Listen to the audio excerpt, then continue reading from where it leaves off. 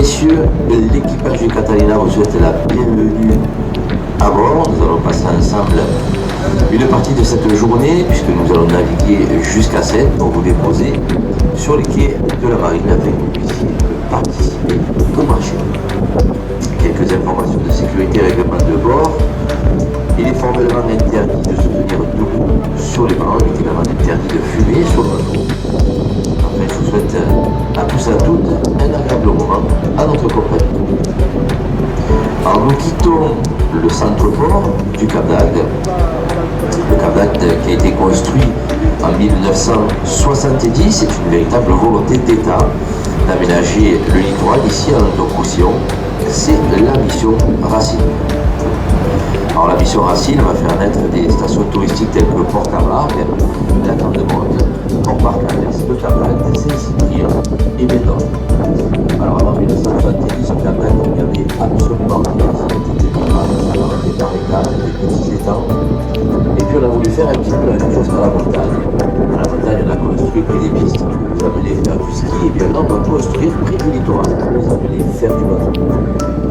Toutes ces stations touristiques vont être construites autour d'un port de plaisance, ce qui va permettre de développer le nautisme. Alors en quelques années, la station du Cap d'Agde va devenir la première station touristique d'Europe en nuitée, avec près de 250 000 nuitées par jour en plein été. La station va également se faire un nom grâce à de grands événements sportifs, tels que le Tour de France cycliste, le Tour de France à la voile, les Jeux méditerranéens en 1993. Il y aura la construction du premier parc aquatique d'Europe, le parc aquatique de Cap d'Agde dans les années 80. Et la construction du tout premier camp des naturistes d'Europe, le camp Héliopolis, avec près de 45 000 naturistes, une véritable ville dans la ville. Le Cap d'Agde reste tout de même une station familiale, avec de nombreuses activités durant l'été. C'est également une station qui se modernise avec la construction de grandes résidences de standing, des marinas de luxe et la rentrée dans le port du Cap d'Agde des très beaux yachts de luxe.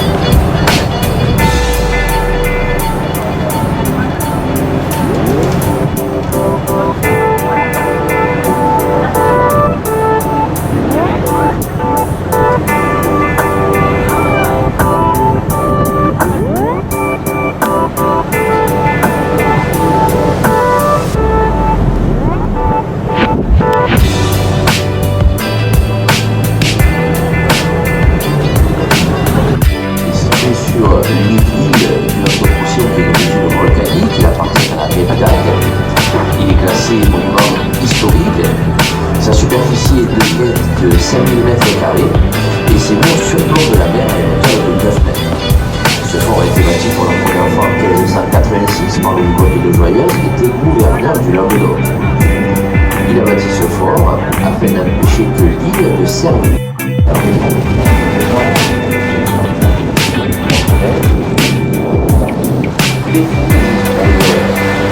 L'actuellement, on ne va pas également de sa production sociale.